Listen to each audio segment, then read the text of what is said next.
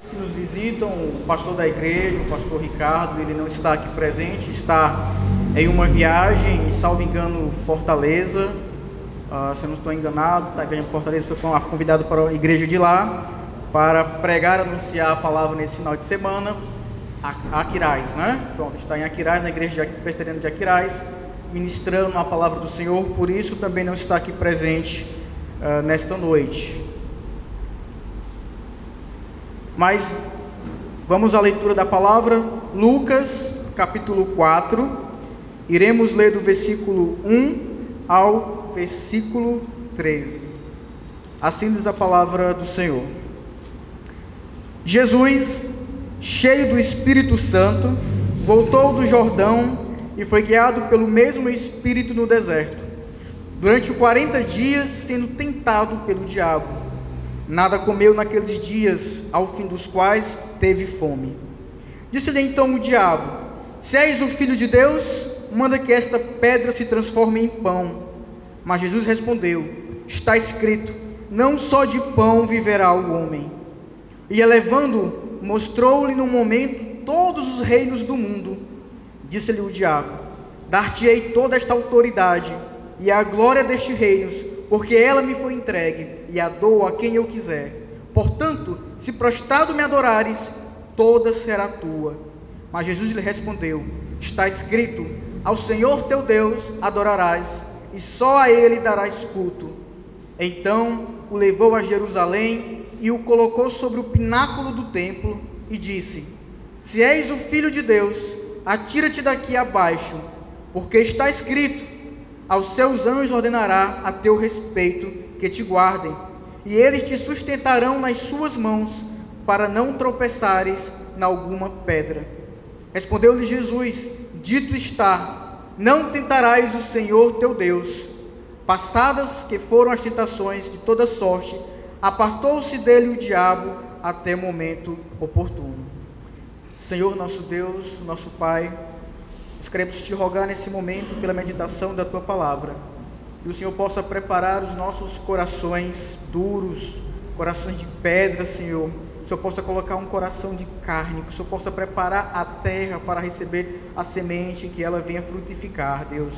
Também capacita-me, Senhor, a anunciar de acordo com a tua vontade, com o teu querer, Senhor. Nós possamos sair daqui edificados na tua palavra. Esta é a nossa oração no santo nome de Jesus. Amém. Podeis assentar, irmãos. Certa feita, Jesus estava com os discípulos e eles lhe fizeram uma petição, eles lhe fizeram uma súplica. Eles disseram: Senhor, nos ensina a orar. Senhor, nos ensina a falar com Deus. E na oportunidade Jesus ensina, anuncia, talvez uma das passagens da Bíblia mais conhecidas de todo mundo, a oração do Pai Nosso. Diferentemente do que a Igreja Católica faz, ao repetir a oração do Pai Nosso como uma reza, como uma vã repetição, Jesus não está nos ensinando uma repetição no qual nós devemos falar sempre quando nos retratarmos a Deus. Jesus, na oração do Pai Nosso, não está ensinando uma vã repetição, não está nos ensinando um ritual no qual nós devemos seguir para falar com Deus. Antes, na oração do Pai Nosso, Cristo está mostrando para a humanidade, Cristo está mostrando para os seus, quais são os elementos básicos que fazem parte da vida cristã e que merecem ser colocadas diante do Pai nas nossas súplicas e nas nossas orações. Nós vamos encontrar, amados, na oração do Pai Nosso, as principais preocupações, os principais temas, elementos no qual um cristão deveria se preocupar, deveria atentar, deveria olhar. Na verdade, Jesus estava nos ensinando isso. E em uma das passagens no qual Jesus, ele nos ensina sobre o Pai Nosso, está: não nos deixes cair em tentação, mas livrai-nos do mal. Veja que Jesus aqui está nos ensinando, está nos dizendo que as tentações, ela é um dos elementos, ou é um dos temas que vai permear a vida do crente, que vai permear a vida daqueles que foram convertidos. As tentações deveriam ser recorrentes, frequentes, colocadas diante de Deus, pedindo a Deus que nos livrassem, que nós não deixássemos, que Ele não nos deixasse cair nas tentações, mas que Ele nos livrasse do mal. E esse que eu te pergunto: você ora a Deus para que Ele te dê força contra as tentações? Nas suas súplicas, nas suas orações diárias a Deus, você se preocupa com as tentações do dia a dia? É um tema que você se preocupa? É um tema que você fica vigilante diante de Deus? E o interessante é que Jesus diz: não nos deixes cair em tentação. Ele nos afirma nessa passagem que as tentações, elas são inevitáveis. As tentações, elas são, não há como evitar ser tentado sobre a face da terra. Ele diz para Deus nos livre do mal, não para Deus nos livrar das tentações, porque as tentações em si mesmas, elas não são pecado, mas cair em tentação é pecado. Então não importa se você tem 3 semanas, 3 meses, 4 meses de crente, ou se você tem 10 anos, 12 anos, 20 anos de convertido, é certo que você, até o dia da perfeição, quando nós seremos glorificados, você vai padecer, você vai sofrer tentações na face da terra. Então, esse é um tema de suma importância, de suma relevância, para que nós tenhamos conhecimento, consciência e esclarecimento, porque é o elemento básico que Cristo nos apontou para a vida de oração daqueles que servem ao Senhor. E para falar um pouquinho sobre esse tema, tentação, nós lemos Lucas capítulo 4, amados, no qual justamente trata da tentação que o nosso Senhor, o nosso Salvador Jesus Cristo padeceu no deserto. Mas antes de entrar no texto propriamente dito, amados, a leitura nos remete quase que imediatamente a uma outra tentação no qual a humanidade passou. Não há como não deixar de fazer um paralelo entre a tentação de Jesus no deserto e a tentação dos nossos pais na criação, Adão e Eva. Quando Deus cria o mundo, quando Deus cria o planeta Terra e faz gerar vida, seres marinhos, seres aquáticos, aves, animais silvestres, Deus faz brotar chuva, faz brotar árvores frutíferas, no final faz o homem, da costela do homem faz a mulher, no qual a criação está pronta, e Deus cessou a criação e viu que tudo era bom. Deus deu uma única ordem, uma única lei, um único mandamento para a humanidade, para o homem. Adão e Eva eram nossos representantes, cabeça de raça, estávamos representados em Adão e Eva, e Deus havia dado o mandamento: olha, de todo o fruto da árvore comereis, mas havia um fruto que vós não podeis comer, o fruto do conhecimento do bem e do mal, porque o dia que deles comeres, certamente morrerás. Havia uma única lei, no qual o homem devia obedecer. O diabo, sagazmente, amados, vai até o jardim do Éden, e ali há o registro da primeira tentação, o primeiro registro de tentação que a humanidade sofreu. Pega a sua Bíblia e vai em Gênesis capítulo 2, versículos 16 e 17. Gênesis 2, capítulo 16, versículos 16 e 17. Depois Gênesis 3, 1 ao 6. Gênesis 2, capítulo 16, versículos 16 e 17. Assim diz a palavra do Senhor. E o Senhor Deus lhe deu uma ordem de toda árvore do jardim comerás livremente, mas da árvore do conhecimento do bem e do mal não comerás, porque no dia em que dela comeres, certamente morrerás. Capítulo 3, versículos 1 ao 6. Mas a serpente, mais sagaz que todos os animais selváticos que o Senhor Deus tinha feito, disse à mulher: é assim que Deus disse: não comereis de toda árvore do jardim? Respondeu-lhe a mulher: do fruto das árvores do jardim podemos comer, mas do fruto da árvore que está no meio do jardim, disse Deus, dele não comereis, nem tocareis nele, para que não morrais. Então a serpente disse à mulher: é certo que não morrereis, porque Deus sabe que no dia em que dele comerdes se vos abrirão os olhos, e como Deus sereis conhecedores do bem e do mal. Primeira tentação.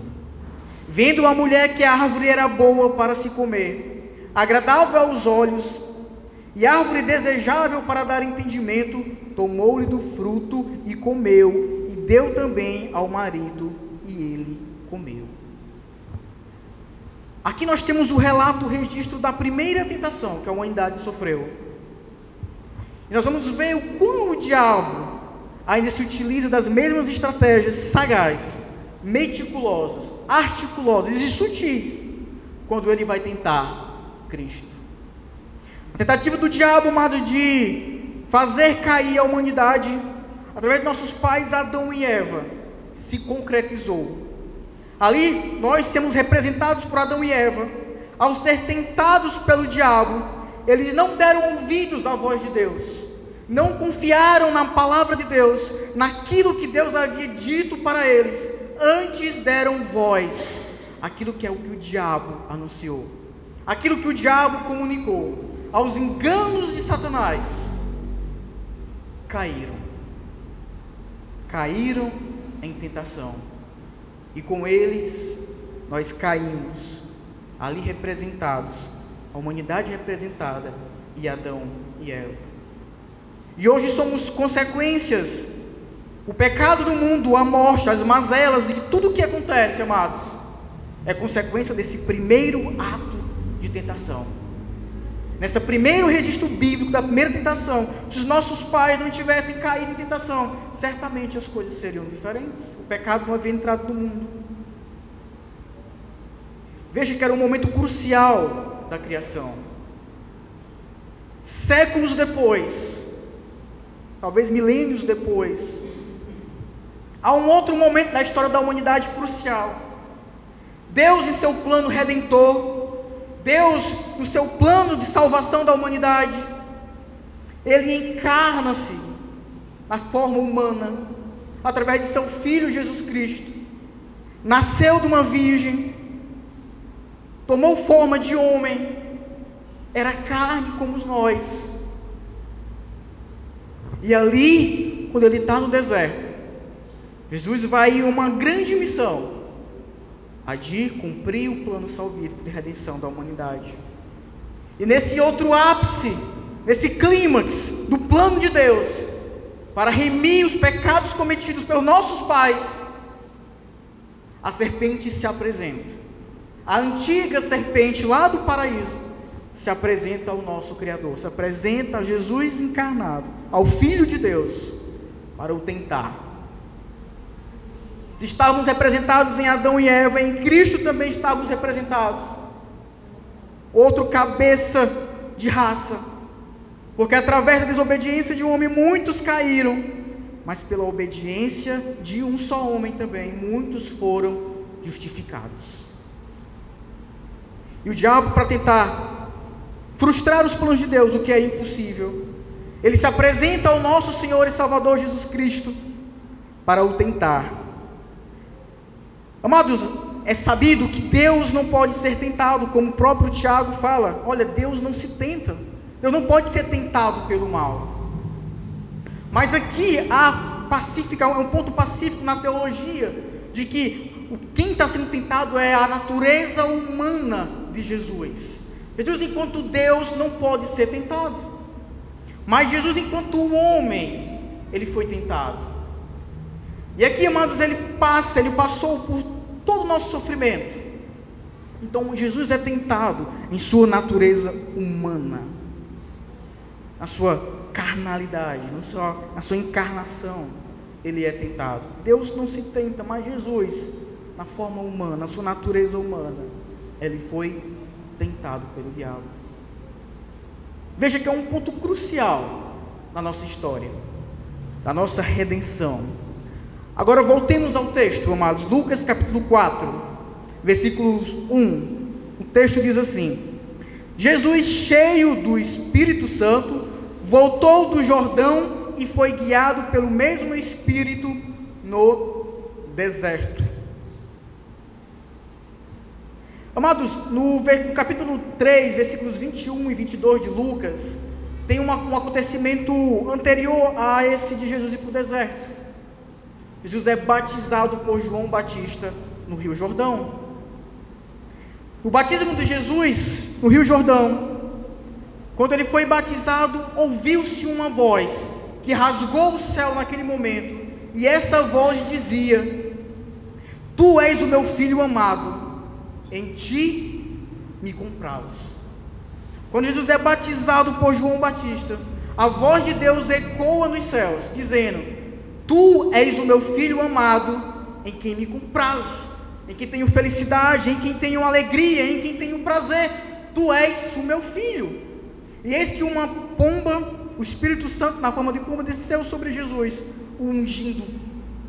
O Pai e o Espírito Santo testificaram que aquele era o Messias, que aquele era o Filho de Deus, o Cordeiro de Deus que tira o pecado do mundo. E após esse acontecimento, o batismo de Jesus, Lucas, em capítulo 4, versículo 1, diz que, cheio do Espírito, o Espírito Santo o guiou, o levou. Marcos fala que o Espírito Santo o impeliu para o deserto, para regiões mais desérticas, porque João batizava no deserto, mas era uma região no qual o rio cortava. O Espírito Santo levou Jesus para uma região ainda mais desértica, ainda mais escassa, ainda mais longínqua. Por que deserto? Por que o Espírito Santo levou Jesus para o deserto? Nós vamos ver, amados, que na Bíblia há muita simbologia, e uma delas é acerca do deserto. Deserto, quando nós imaginamos o deserto, o que vem na nossa cabeça? É um lugar hostil, um lugar em que há pouca vegetação, um lugar durante o dia faz um calor insuportável, no qual a sarça ela pega fogo. Durante a noite a temperatura baixa drasticamente e há um frio quase insuportável, gélido. Poucos animais conseguem sobreviver no deserto. É um lugar insuportável, de difícil permanência para o homem, de difícil estadia, lugar de nenhum conforto. Mas o interessante é que eu estava pensando sobre esse texto. O povo de Israel utiliza-se de uma palavra em hebraica para chamar deserto. Eles chamam o deserto de uma palavra chamada midavá, em hebraico. E essa palavra midavá em hebraico significa um lugar onde se pode ouvir a voz de Deus. Um lugar onde se pode ouvir a voz do Criador. E nós vamos observar que na Bíblia, homens que Deus tinha dado uma missão, antes de iniciarem uma missão, eles passaram pelo deserto. Eles passaram um tempo ouvindo a voz de Deus no deserto. Deserto é um lugar de preparação. É um lugar no qual Deus fala, no qual Deus capacita, no qual Deus molda. Nós vemos Abraão, quando ouviu o chamado de Deus, transitou pelo deserto. Nós vemos Moisés, antes de atravessar o Mar Vermelho, passou um tempo no deserto. Nós vemos o povo de Deus, ao sair do Egito, passou pelo deserto. O apóstolo Paulo, antes de sair suas viagens missionárias a pregar, ele passou um tempo no deserto da Arábia. Paulo não saiu convertido, já apregoando, já ensinando, já implantando igrejas. Antes Paulo foi se preparar no deserto. Com Jesus não podia ser diferente, amados. Tudo apontava para Jesus. Então o Espírito Santo leva Jesus ao deserto para a preparação daquilo que ele enfrentaria na sua jornada, aquilo que ele enfrentaria no plano de Deus para a nossa remissão, até chegar na cruz do Calvário, amados. Então Jesus vai ao deserto, e ali Lucas fala que ele passou 40 dias, uma observação, 40 dias sendo tentado pelo diabo. Quando nós lemos essa passagem de Lucas, também há esse registro em Marcos e em Mateus, geralmente fica na leitura, na compreensão de que só houve 3 tentações, é essa na qual nós lemos aqui. Mas a verdade é que não foram só 3 tentações. Jesus não só sofreu 3 tentações do diabo, mas Lucas é específico ao dizer que durante 40 dias ele foi tentado pelo diabo. Desde a sua entrada ao deserto, a sua saída, o diabo investiu, o diabo tentou nosso Salvador. O texto não é específico, mas o Lucas diz que naqueles dias ele não comeu nada. Talvez Jesus estava ali em jejum e oração permanente.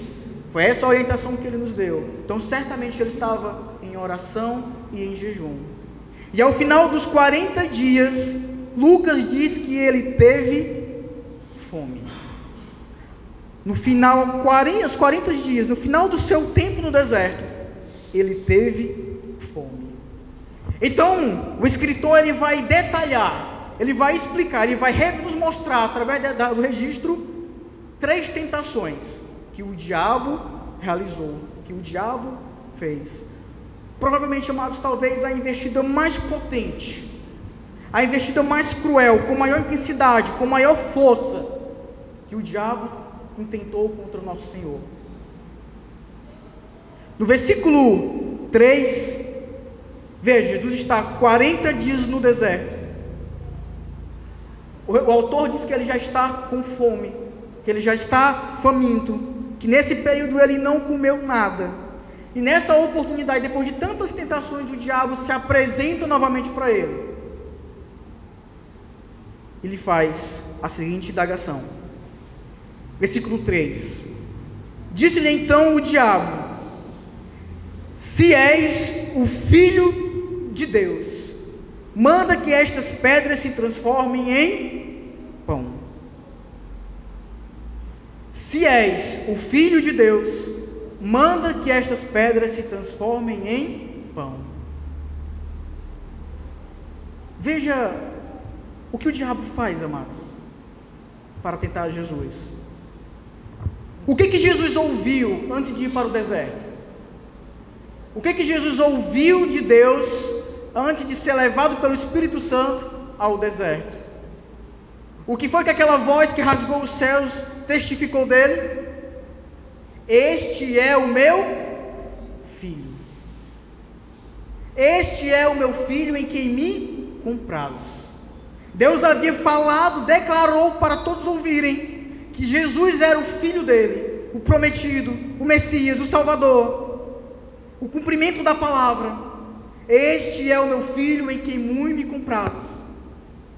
E ao ir ao deserto, o que o diabo faz? Se tu és o Filho de Deus, se tu és o Filho de Deus, a primeira tentação, ou a mais cruel tentação do diabo, amados, foi colocar em questão, foi gerar dúvidas, tentar colocar dúvidas na cabeça de Jesus, sobre a sua filiação, sobre quem era o seu pai. Talvez o diabo pensou naquela oportunidade, naquele momento: Jesus, olha como tu estás. Tu estás há 40 dias no deserto, sujo, maltrapilho, tuas roupas estão imundas, teu cabelo emaranhado, teus cílios cheios de poeira, tua boca está seca, tu estás faminto, com fome, solitário, não há ninguém aqui, Jesus. Como tu podes ser o Filho de Deus, aquele que é o autor da vida, aquele que é dono de tudo, o Criador, no qual os anjos dizem santo, santo, santo, no qual todo mundo dá glórias a Ele, o Deus Todo-Poderoso? Tu és filho desse Deus, tu tens certeza disso, Jesus? Olha o teu estado, nem há mendigos lá em Israel, em Jerusalém, que nem se comparam à forma como tu estás, Jesus. Tu tens certeza que tu és filho de Deus? Tu tens certeza que o Pai não te abandonou, não te deixou? Será que tu não estás equivocado acerca de quem tu és? O diabo produz, ou tenta produzir, dúvida, questionamento acerca da filiação de Jesus.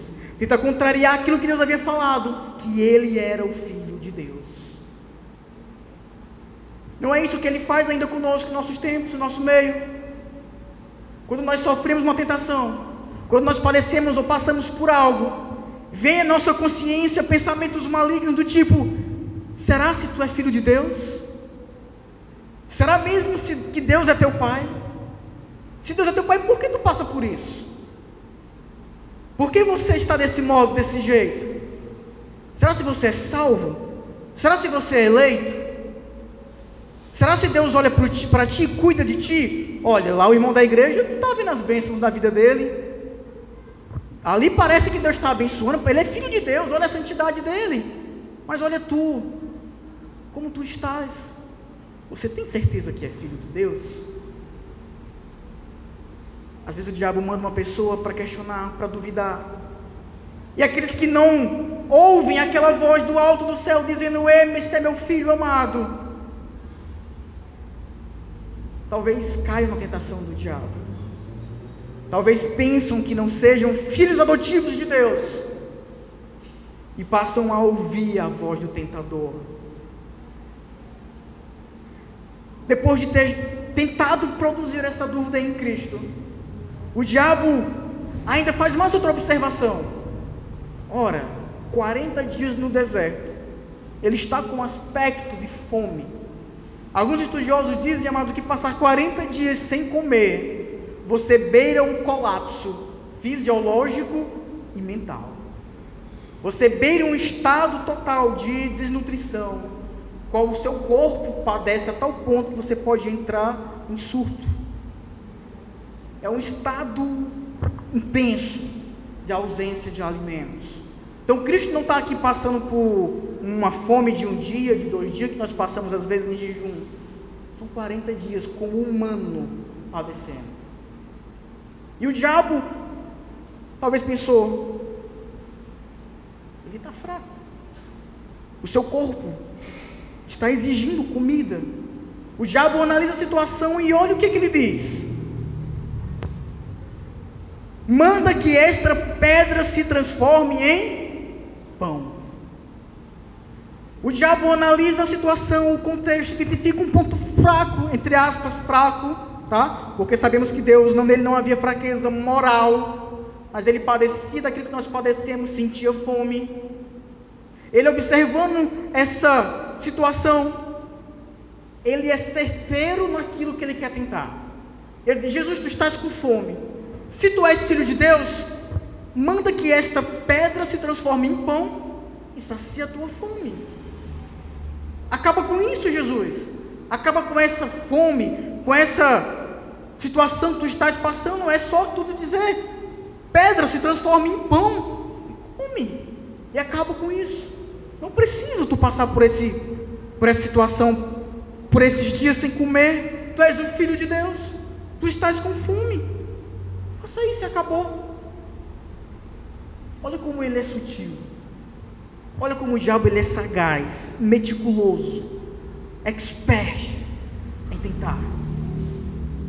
O diabo ele não vem na forma de tentação quando ele quer nos tentar, mas de forma que ele é o mal. Não, ele vem disfarçado, sutil, sorrateiro, como uma serpente para dar o bote. E o certo, amados, é que quando o tentador vai nos tentar, ele conhece a tua fragilidade. Ele sabe aquele ponto no qual na tua vida você é mais fraco, mais débil na fé. Ele sabe em que área da sua vida tem maior facilidade de você cair. Não pense se você é forte numa área, o diabo vai tentar naquela área, porque sabe que para aquilo você não é tentado. Aquilo não é tentação para você. Tentação é quando nós somos atraídos por algo e nós temos a chance de cair ali. Então, quando o diabo vai tentar, amados, ele vai com sagacidade. O diabo é um ser inteligente. Ele analisa, ele estuda, ele investiga. Ele vai no ponto crucial, no ponto nevrálgico, no nervo nevrálgico de cada um de nós. E ali ele vai tentar. Assim foi com o nosso Salvador. Existem 3 áreas na vida no qual o homem, a humanidade, ela pode padecer, e que o diabo mais investe para tentar. As 3 áreas. Existem outras, mas as 3 que o homem mais padece, mais sofre: sexo, dinheiro e poder. Sexo, dinheiro e poder. Se você for olhar a vida de homens, grandes homens de Deus, que caíram em tentação, e ver o histórico dele, vocês vão ver que geralmente essas 3 áreas foram em uma delas: ou em sexo, ou em dinheiro, ou em poder. Sexo porque há uma necessidade do corpo, fisiológica, de reprodução.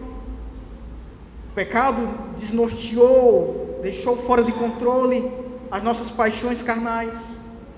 Dinheiro por conta da segurança, que as pessoas se apegam ao dinheiro como bem-estar, como segurança, como conforto para a sobrevivência.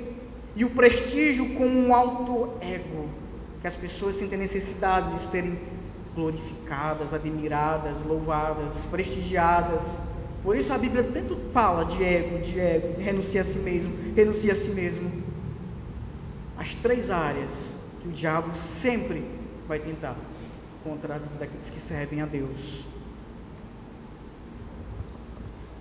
Mas Jesus prontamente responde a ele: não só de pão viverá o homem. Mateus ainda completa, no capítulo 4 também de Mateus ainda completa: mas de toda palavra que procede da boca de Deus. Olha, os bens, a necessidade, o atendimento às necessidades materiais, o alimento do dia a dia é importante, mas não só de pão viverá o homem. Há necessidades, prioridades na vida que são muito maiores do que essas. Eu posso viver não só de pão viverá o homem, não só, mas viverá o homem de toda palavra que sai da boca de Deus. Procurai primeiro o reino dos céus e a sua justiça, e as demais coisas serão acrescentadas. Para Jesus isso não era prioritário, passar um estadio em jejum, em oração, mesmo sendo debilitado com fome. Sua prioridade era fazer a vontade do Pai, era cumprir a vontade de Deus. E ele responde prontamente ao diabo. O diabo ainda não contente, o diabo ainda não satisfeito. Versículo 5, acompanhe comigo a leitura. E elevando-o mostrou no momento todos os reinos do mundo. Disse o diabo: dar-te-ei toda esta autoridade e a glória destes reinos, porque ela me foi entregue e a dou a quem eu quiser. Portanto, se prostrado me adorares, toda será tua. A segunda tentação que Lucas registra nesse texto: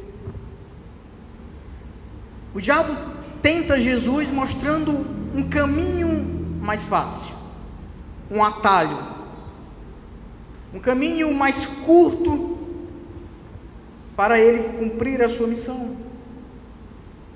Jesus tinha um caminho árduo até a cruz. Jesus deveria padecer na cruz do Calvário para resgatar da escravidão do pecado aqueles que eram seus, para libertar aqueles que eram seus do poder do pecado, não do diabo, amados. O diabo é mentiroso, o reino não era dele. O diabo não manda nem no inferno.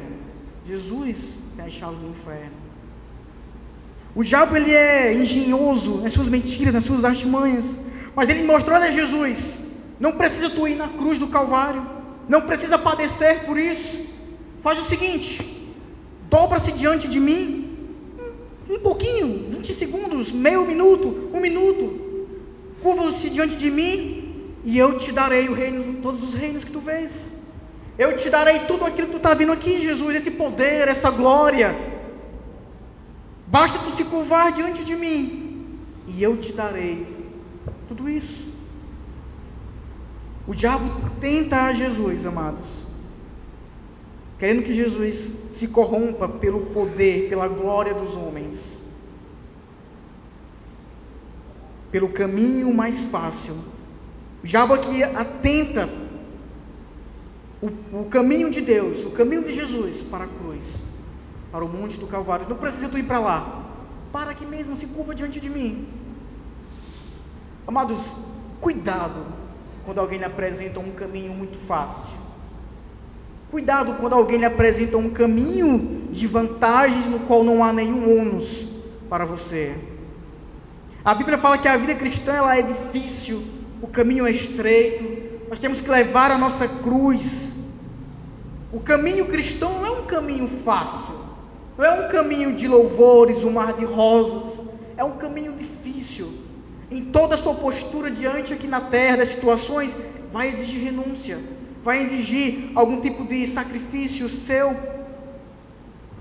Não existe caminho fácil, mas o diabo sagazmente oferta e oferece atalhos, caminhos curtos. Veja essa teologia satânica nas igrejas de hoje, as igrejas que pregam a teologia da prosperidade, que pregam que o diabo diz: olha, vocês me adoram por um momento, e eu darei a vocês a glória dos homens, o que está nessa terra. O diabo oferece em várias igrejas riqueza, poder, prestígios, carros. Igrejas que pregam esse reino, que pregam, que anunciam as coisas terrenas. E as pessoas se curvam diante de Mamon, diante do diabo, para obter a glória desse mundo. Veja que, hoje, mais de 2000 anos, ele ainda continua utilizando essa mesma estratégia em nosso meio. Mas olha o que Jesus responde para ele: está escrito, ao Senhor teu Deus adorarás e só a Ele darás culto. Como falado anteriormente, nosso Deus, Ele é exclusivista. Não há espaço, não deve haver espaço no teu coração para outras coisas senão a Ele. A glória é dele, é para Ele. O diabo ainda não satisfeito, vendo que Jesus é alguém convicto, é alguém forte, é alguém entusiasmado ao responder a Ele por meio das Escrituras, o diabo faz a sua última investida nessa oportunidade, faz a sua última estratégia. Só que dessa vez, olha o que o diabo faz. Vendo que Jesus na primeira tentação registrada usou a palavra, vendo que Jesus na segunda tentação utilizou a palavra, olha o que o diabo faz na terceira tentação, aqui registrado. Versículo 9. Então o levou a Jerusalém e o colocou sobre o pináculo do templo e disse: se és o Filho de Deus, atira-te daqui abaixo, porque está escrito: aos seus anjos ordenará a teu respeito que te guardem, e eles te susterão nas suas mãos, para não tropeçares em alguma pedra. Sabe aquele Salmo 91, que muitas pessoas gostam de abrir na sala, né? Para proteger contra o diabo, contra o mal, né? Pois é, o diabo pega o Salmo 91 e cita bem aqui ele. Interessante, né? As pessoas acreditam em cada coisa. E o diabo aqui pega o Salmo 91 e cita o Salmo 91 para Jesus, dizendo: já que tu sabes, já que tu está me respondendo através da Bíblia, eu vou tentar de forma diferente. Eu vou usar a própria Bíblia para tentar te ludibriar, para tentar te enganar, para tentar te derrubar. E ele pega o Salmo 91, Jesus, tudo bem, está certo. Está escrito, Deus disse. Mas Deus disse também que aos seus anjos ordenará. O diabo usa a própria Bíblia, amados, para tentar Jesus. Você vê que todas as seitas que nasceram, os mormons, os testemunhos de Jeová e outras tantas, sempre você vai ver uma revelação, um anjo de Deus que desce e fala algo. A mesma estratégia de Satanás, ele ainda utiliza em nossos meios, em nossos tempos. O que foi que Satanás disse lá em Gênesis capítulo 3?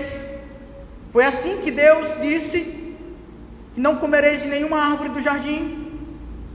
O diabo sorrateiramente vai usando uma palavra de Deus de forma herética, criando doutrinas humanas, criando doutrinas diabólicas para fazer as pessoas pecarem.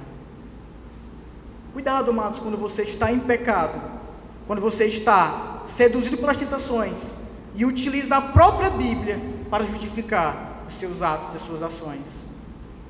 Às vezes alguém está em pecado, está em tentação, está caindo em tentação, e para ter um alívio de consciência, não, mas a Bíblia diz isso, não, mas o versículo tal fala isso, para tentar justificar o seu erro, tentar justificar aquilo que está fazendo. Cuidado, cuidado. A Bíblia é um livro completo. Não pegue versículos isolados para justificar os teus desejos carnais, a tua pecaminosidade.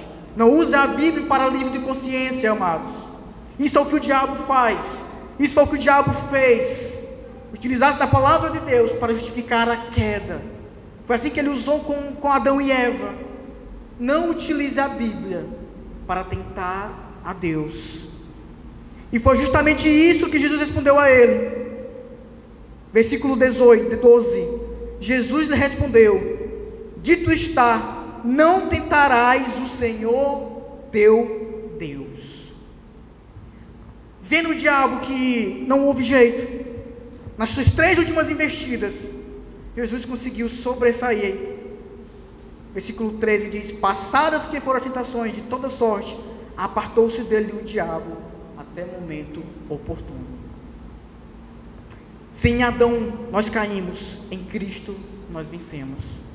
Se Adão caiu em tentações, Cristo venceu as tentações, triunfou sobre as investidas do maligno. Se em Adão nós somos caídos, em Jesus Cristo nós somos justificados. Nós triunfamos com Jesus sobre as tentações.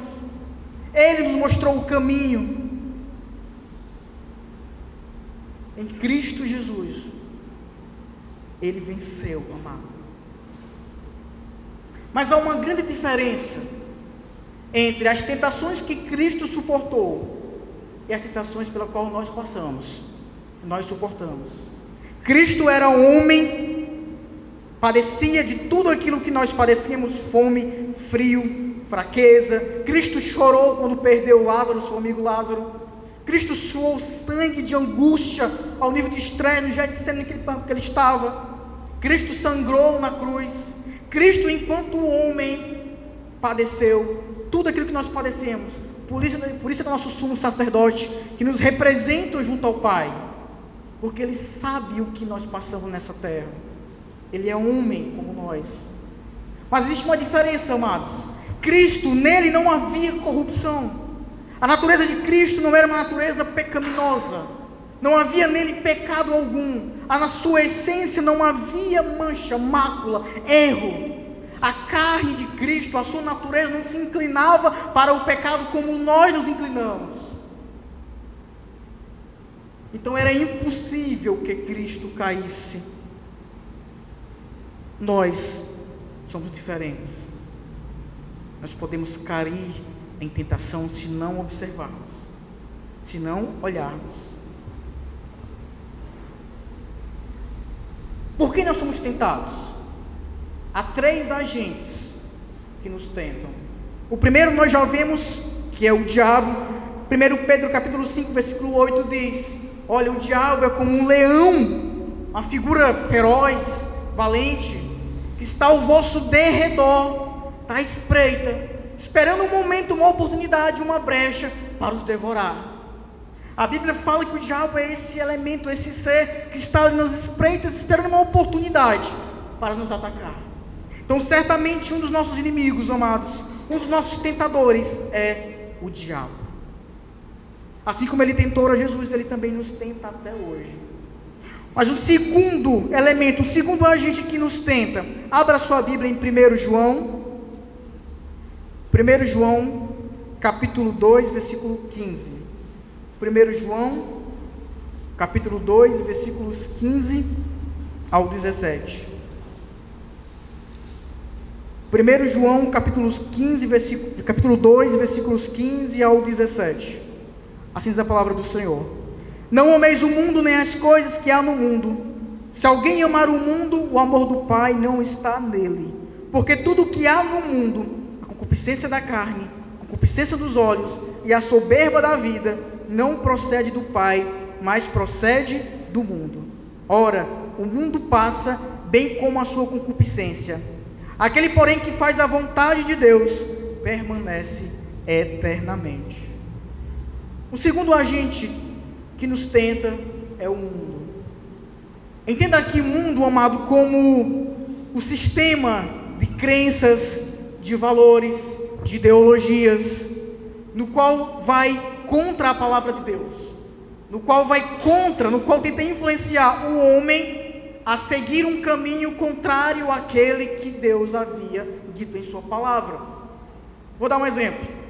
Você é universitário, você vai para a universidade, vai para a escola, e lá na escola é ensinado há um conjunto de crenças e valores que é pregado na universidade, sobre aborto, sobre relação sexual, sobre tanta série de coisas.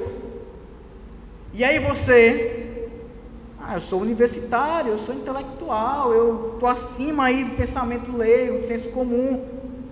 O professor é doutor, é pós-doutor, deve estar certo.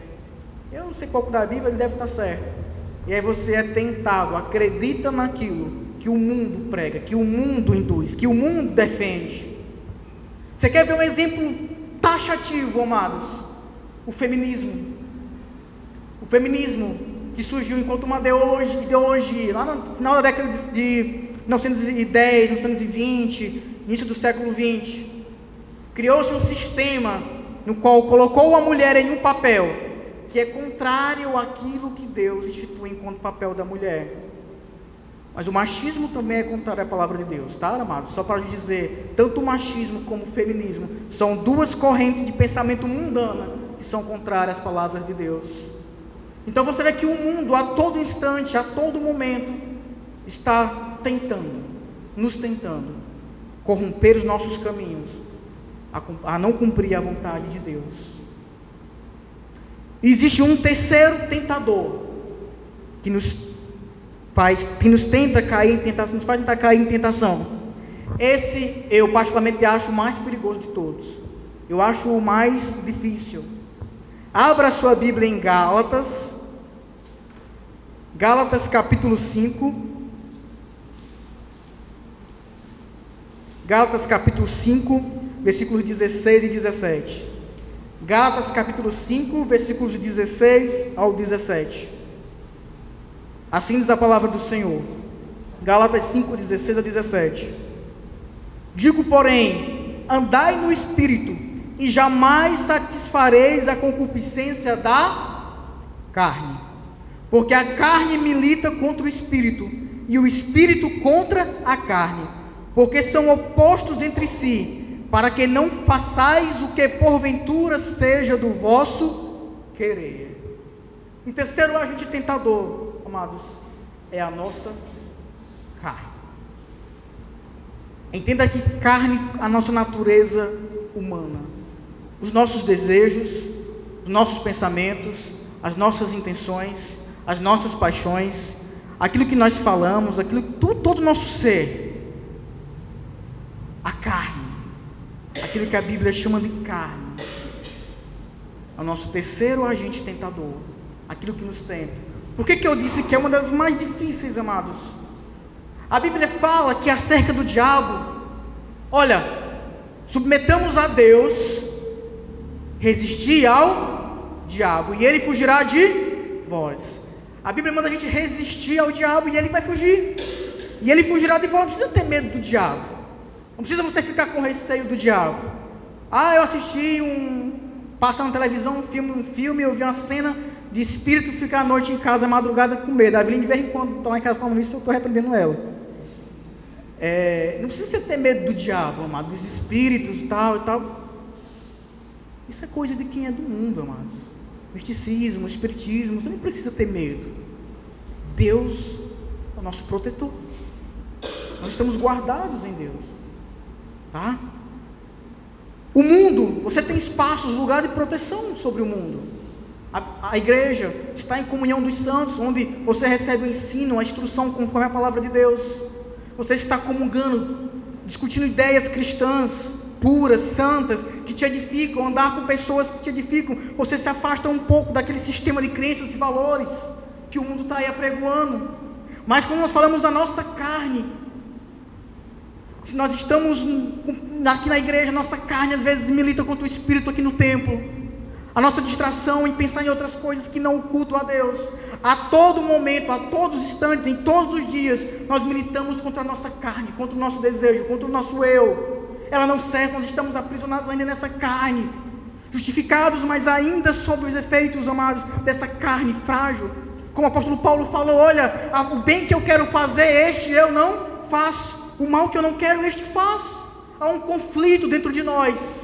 Ainda mesmo justificados, amados, há um conflito diário, no qual nós devemos nos deparar todos os dias e lutar contra ele, para não cairmos em tentação, para não pecarmos contra Deus, para não sairmos do caminho. Essa é a luta mais feroz que um cristão, quando é convertido, ele vai se deparar na sua vida, na sua jornada. Os seus desejos, as suas paixões, as suas vontades, os seus projetos, os seus sonhos, os pensamentos, os sentimentos. Tudo isso tem que estar submetido a Deus, porque o próprio Cristo falou, o Espírito está pronto, mas a carne é fraca. A carne é fraca. E a carne a todo instante, a todo momento, ela vai nos tentar desviar do caminho, nos tentar perder o foco, o alvo, que é a vontade de Deus. Mas, amados, há uma diferença muito grande entre provação e tentação. Muitas pessoas às vezes têm essa dúvida: o que é provação e o que é tentação? Deus nos tenta? Não, Deus não nos tenta. Vamos ver isso já já em Tiago. Mas Deus nos prova? Deus pode nos provar? Certamente que sim, amados. Abra sua Bíblia em Tiago, capítulo 1. Tiago, capítulo 1, iremos ler o versículo 2 e o versículo 3.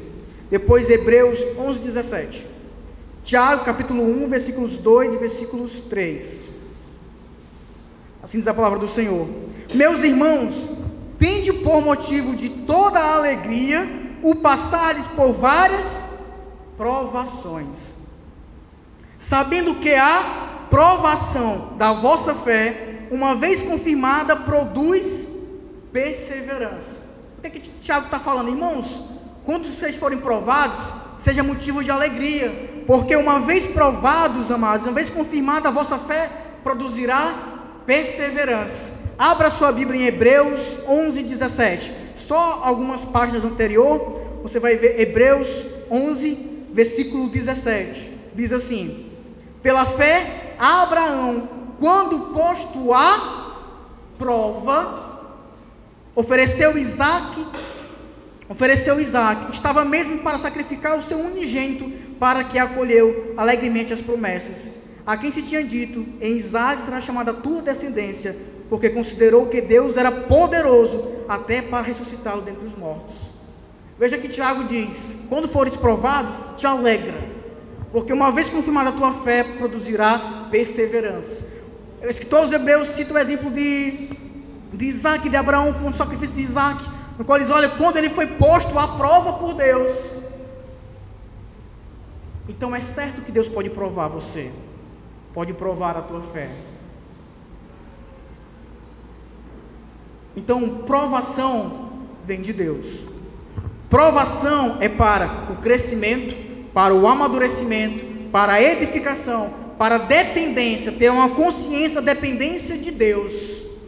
Então, provação vem de Deus e é para a tua edificação. E o certo é que a provação vem através de sofrimento, de dores, de perda.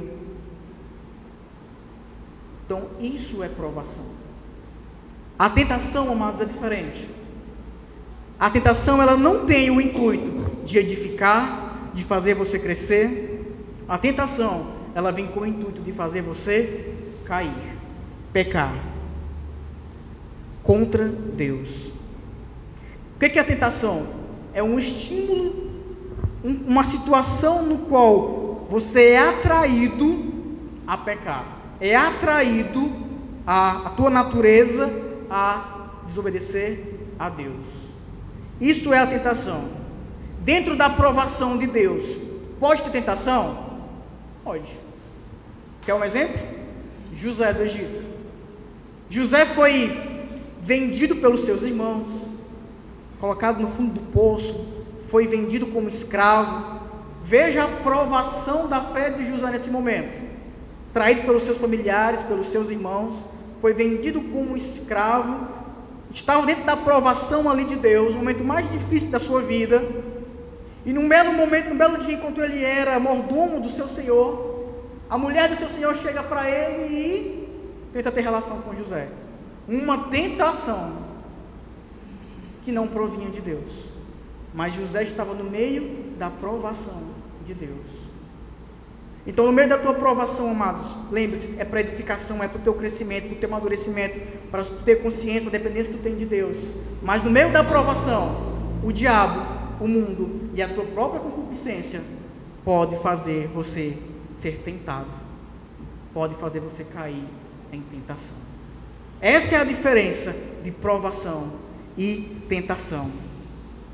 Abra sua Bíblia em Tiago, capítulo 1, volte lá para Tiago, capítulo 1, versículos 12 ao versículos 15. Tiago 1, 12 ao 15. Diz assim: bem-aventurado o homem que suporta com perseverança a provação, porque depois de ter sido aprovado, receberá a coroa da vida, ao qual o Senhor prometeu aos que o amam. Ninguém ao ser tentado diga, sou tentado por Deus, porque Deus não pode ser tentado pelo mal, e Ele mesmo a ninguém tenta.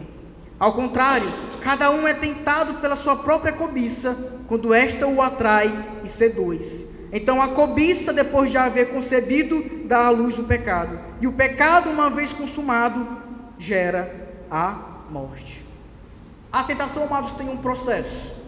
Tem um passo a passo até chegar no pecado. Lembre-se, tentação, se ser tentado, não é pecado, tá? Mas é uma antessala para o pecado. Tiago fala, versículo 14, que cada um é tentado pela própria cobiça. Lembre-se disso. Quando esta o atrai e o seduz. Então, o primeiro processo da tentação, você é atraído. Nós somos atraídos pelos nossos sentidos: visão, audição, olfato, paladar, o tato. Então, cuidado com o que você vê, cuidado com o que você ouve, cuidado com o que você sente, cuidado com o que você cheira, porque esse é o primeiro passo para você ser tentado. Lembra de Davi? Davi está andando pelos palácios, quando ele olha para o lado, vê aquela mulher, ele primeiro viu. O ato de ver é o primeiro passo. Então, ele foi atraído pelos olhos. Geralmente os homens são atraídos mais pela visão, as mulheres mais pela audição. Então, cuidado. Nós homens, né, minha classe, quando você observa, vê o que você vê. Mulheres, cuidado com o que você ouve, com o que você escuta no teu trabalho, nas tuas amizades, nas tuas conversas. É o primeiro passo, processo da tentação. Logo depois vem a sedução. Tiago fala, primeiro você é atraído e seduzido.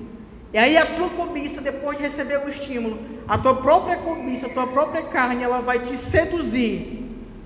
Ah, isso parece bom, isso parece agradável, isso parece que dá prazer. E a tua concupiscência da carne, ela vai te convencer sobre aquele estímulo que você está diante dele. Então você vai ser seduzido pela tua própria concupiscência, pelo teu próprio desejo, pela tua própria carne. Logo após, amados, da concupiscência, do desejo, da sedução, Tiago fala que vira cobiça, e depois de haver a cobiça, aí sim dá à luz o pecado. Quando Davi viu aquela mulher, Davi avaliou, pensou, a sua cobiça o seduziu, que gostaria de ter uma relação com ela, e aí Davi maquina aquilo na sua cabeça, ali o pecado já o dominou. Antes da consumação de ter o ato sexual com aquela mulher, ele já havia pecado em sua cabeça, em sua mente, como Jesus fala, que o adultério ainda é em nossos pensamentos. Então cuidado, amados, com o que você ouve, escuta, cuidado com as tuas seduções, tá? E cada um aqui de nós, certamente, vão ter áreas, vão ter desejos para determinadas situações. Talvez você possa ser seduzido, atraído pela pornografia, talvez para o adultério, talvez para o dinheiro, talvez para a ira, talvez para o praquejar contra Deus, para a murmuração. Talvez você pode ter inúmeras situações na tua vida que você pode ser tentado. Então, cuidado com elas. Cuidado com elas. Mas essa pergunta, como é que eu posso evitar as tentações? Como é que eu posso não cair em tentações? Abra sua Bíblia em 1 Coríntios 10, 13. 1 Coríntios 10, 13. Eu estou terminando. 1 Coríntios 10, 13.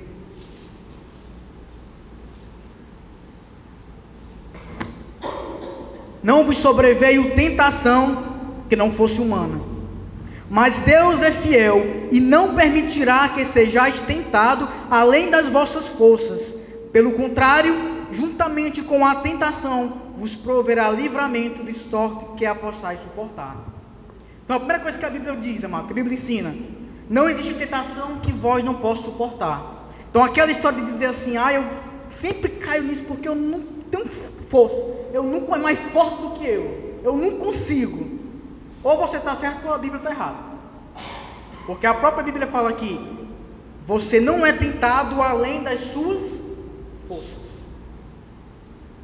Então, possivelmente toda tentação que você tem, é possível você não cair nela, evitar.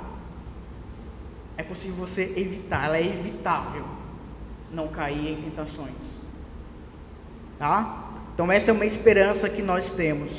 Porque juntamente com a tentação, vos proverá livramento de toda sorte que a possais suportar. Então essa história de dizer, eu sou tentado é mais forte do que a tentação. Engano, engodo. Tá? Primeiro esclarecimento que a Bíblia nos dá.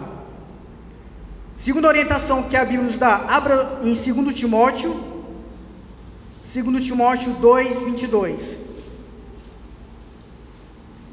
2 Timóteo, capítulo 2, versículos 22. Olha o que a Bíblia fala, Paulo falando a Timóteo. Foge, outro sim, das paixões da mocidade. Versículo 22, parte A. Foge, outro sim, das paixões da mocidade. Isso aqui é possivelmente aplicável a todos aqueles também que não são jovens. A Bíblia fala, olha, fuja das paixões. Fuja das paixões. A Bíblia manda a gente resistir ao diabo, mas manda a gente fugir das paixões da carne. Então, se você sabe que você é frágil em determinada área da sua vida, da sua carne, você tem desejos e inclinações, por exemplo, alguém que tem um histórico de usar drogas, de usar cocaína, crack, enfim, você vai para lugares ou está com pessoas que usam cocaína e crack, com o argumento de dizer, não, eu já estou curado, eu já sou bom, eu sou maduro na fé, eu vou lá e vai pregar para eles nessa situação, e vai se meter numa situação no qual você vai ser tentado. O que a Bíblia fala? Olha,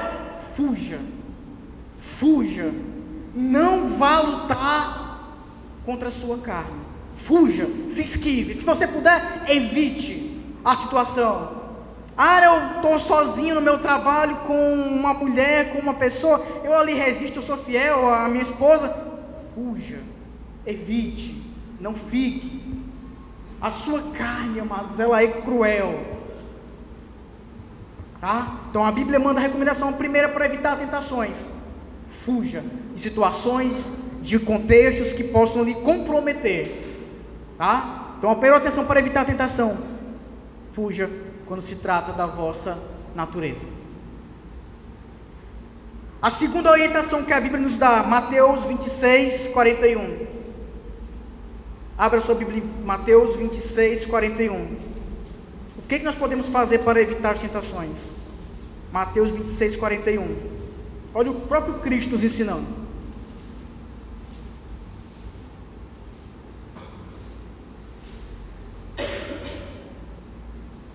Vigiai e orai, para que não entreis em tentação.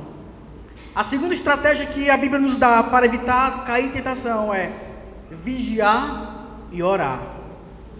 Antigamente lá em Israel, nas cidades, havia nos portões das cidades uma torre, uma guarita, no qual o guarda ficava lá durante a noite, vigiando os portões, os muros da cidade, para que quando viesse o inimigo ele pudesse estar alerta, pudesse avisar a todos que havia um ataque do inimigo. Então, vigiar, mais ou menos essa metáfora que Cristo aqui utiliza, mas que Cristo diz: vigiai, está em um estado de alerta, vigilantes, durante a noite, durante todo momento do dia, vigiai, está em alerta sobre as investidas do diabo. Mas basta vigiar, basta estar alerta ali, sabendo onde está vindo o ataque, onde está vindo o perigo? Não. Cristo diz: vigiai e orai.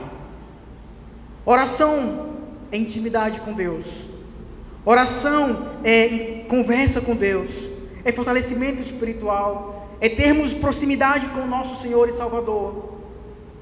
Você vai ver sempre, quando uma pessoa cessou de orar, essa pessoa não está bem com Deus. A primeira coisa que acontece quando uma pessoa se distancia de Deus, ela cessa a oração. Quando você está mal com alguém, o que é que você faz com ela? Você para de falar. Então a primeira coisa que você vai ver na pessoa que é crente, quando ela não está bem com Deus, ela não está orando, ela não está falando, ela não está clamando a Deus. E isso é perigoso. Isso é brecha para o diabo, para a nossa carne, para o mundo. Por isso Jesus fala: olha, vigiai e orai, para que não entreis em tentação. E a terceira e última orientação que a Bíblia nos dá para não cair em tentação, o próprio Jesus, no texto que nós vimos de Lucas. Todas as vezes que o diabo tentou contra ele, o que é que ele respondeu? O que ele disse? Está escrito, está escrito, está escrito. Assim Deus disse, assim Deus disse, assim Deus disse. A palavra. Não existe fórmula mágica, a palavra. Conhecer a palavra, ler a palavra, tê-la em sua mente, ter em sua meditação. Através da oração, através da vigilância e através da palavra, da leitura, do alimento diário, amados, é que nós não iremos cair em tentação. Essas são as 3 estratégias que a Bíblia nos orienta para não cairmos nessas ciladas. Por isso, amados, eu queria finalizar esse momento com uma oração. Fiquemos de pé.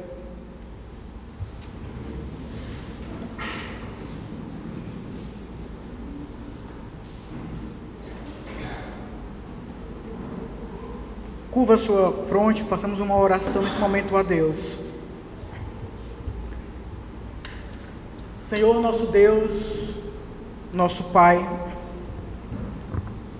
Senhor, olha para nós, o que somos nós, Deus, seres fracos, frágeis, que muitas vezes nos achamos fortes, potentes, mas não passamos de pó, não passamos de seres que com qualquer coisa se desestabiliza, que entram, que caem em tentações. Eu não sei, Senhor, quais são as tentações que os que estão aqui passam, enfrentam diariamente, e que têm prejudicado a sua família, tem prejudicado o seu trabalho, tem prejudicado os seus relacionamentos, tem prejudicado a si mesmo, tem prejudicado a sua relação contigo, Deus, em cumprir a tua vontade. Mas o Senhor sabe, o Senhor conhece o coração, a mente, a vida daqueles que estão aqui diariamente. Por isso, Pai, nós oramos como Jesus ensinou a orarmos, a pedirmos em nossas súplicas. Nos auxilia, nos ajuda, nos capacita, Deus. Nos dá o livramento para não cairmos em tentação, para não cedermos às ciladas do diabo, às seduções da nossa carne, do mundo, Senhor. Porque, Senhor, tão difícil é as consequências do pecado em nossas vidas. Sabemos que o Senhor nos perdoa, como Pedro João diz: olha, filhos, não pequeis, mas se pecares, temos um advogado fiel, que é Cristo Jesus. Sabemos que o Senhor nos justifica os nossos pecados, mas tão difícil é, Senhor, suportar as consequências do pecado ainda nessa terra. Por isso nos ajuda, Deus, a sermos santos como o Senhor é santo. Nos ajuda, Deus, a não cairmos em tentações. Nos fortalece, Senhor. Coloque em nós o desejo de lermos a Tua Palavra, de meditarmos nela diariamente. Coloque em nós, Senhor, através do Teu Espírito Santo, nos incomoda a orarmos a Ti, a falarmos contigo, a buscarmos a Tua presença, a Tua face, ó Deus. Aqueles que estão mornos, aqueles que estão frios, aquece, Deus. Incomoda, Deus. Aqueles que estão em pé, Senhor, que eles se lembrem, que tenham cuidado para que não caiam. Se lembre, Deus, que o Senhor é que é o sustentador deles, e não a sua própria vaidade, a sua própria consciência, a sua própria força. Nós dependemos de Ti para tudo, Senhor.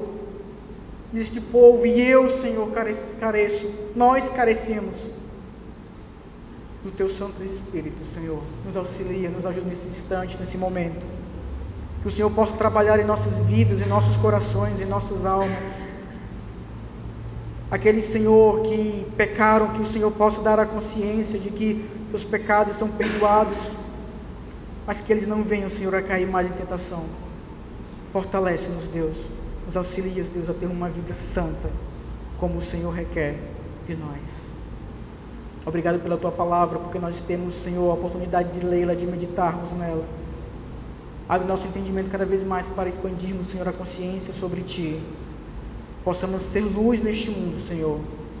Obrigado, Deus. Obrigado. Te agradecemos no santo nome de Jesus. Amém.